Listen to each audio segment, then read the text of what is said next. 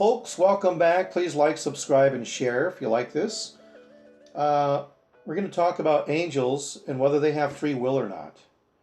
And I'm going to say that they don't have free will, and I'll tell you why. Somebody asked me in a previous video in the comments section where I posited that angels don't have free will, and they said, well, how do I explain the book of Enoch where he writes about Azazel coming to earth and mingling with the women? And that's a good question. That's a really good question. First, who is Enoch in the Bible? You got to open up your Tanakh to Genesis, the first book in the Bible, to chapters 5 and 6 is what we're going to be talking about. And Enoch is the 4 times great-grandson of Adam, and he's the great-grandfather of Noah. Now, what is chapter 6 about? That's where we have the flood and where we're introduced to Noah. Now, let's just briefly read the first few verses in chapter 6 here. It says, when the men began to multiply in the face of the earth, and the daughters were born to them, the sons of God saw that the daughters of men were beautiful, and they took them as wives of whomever they chose. And then in verse 4 it says, the Nephilim were on the earth in those days, and afterward as well, when the sons of God had relations with the daughters of men. So in the Christian's mind, it can only be angels. It cannot be nothing else. There's no way it could be anything else. It's angels. Well, let's kind of break this down a little bit. First of all, let's look at the original Hebrew that these English translations are based on. The sons of God. That's translated from B'nai Elohim. Okay, sons of gods. Plural is probably more of a better fit in this case. Remember, the word Elohim is plural, but it can also refer to God in the singular, or as mighty men, great rulers. Moses is called a god to Pharaoh, and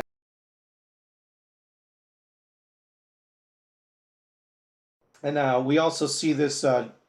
God refers to the judges as gods too, so it can refer to humans in positions of power. And then we have the Nephilim. Well, what is the Nephilim? That comes from the Hebrew word nephil, which means to fall. Okay, you add the letter hey to the beginning of it, and that's the definite article the. We have the fallen, the Nephilim. Okay, and it doesn't mean like falling out of a tree, falling over a cliff, or falling out of the sky. It means like falling from positions of greatness. Okay? Now, I don't know which English translation of the Bible you might be using. You might not even see the word Nephilim in there in verse 4. It might simply say, some translations call it the children of supernatural beings. Another translation says, there were giants in the earth those days. That's the King James Version. But they're all wrong pretty much. Okay, it means great rulers, great kings. Okay, mighty people that have fallen, the fallen. And of course, the Nephilim shows up again in the book of Numbers when Moses sends the spies into Canaan. And it says in Numbers chapter 13, verse 33, we even saw the Nephilim, they're the descendants of Enoch. Now, before we go any further, there's 2 other books besides the book of Enoch that are also not in the Bible. The Assumption of Moses and the book of Jasher, which, if you were to go to the store and buy them today, you are not reading what these books used to be. There's no original manuscripts of any sort. Okay, and these were not written or even published till centuries later. So they simply don't exist. Now you're going to go, wait a minute. The book of Jasher is quoted in the Tanakh in the book of Joshua chapter 10. And that's true. But we don't have whatever he was reading from today.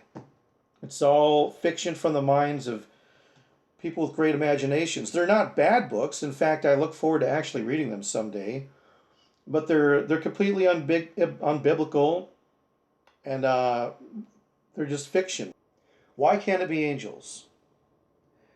Think about this. What is the main theme of the whole Tanakh? Following God's commands and pursuing justice. Justice alone you shall pursue, treat your neighbor fairly, love your neighbor. Everything as you go along in the Tanakh is about justice. Does it sound very just to you for these creatures? I mean, if pregnant women and innocent children were wiped away in the flood, how unjust would it be to have these creatures, these Nephilims that go around raping and pillaging, to have them come out on the other side and walk free without punishment? Okay, it can only be referring to humans, not angels.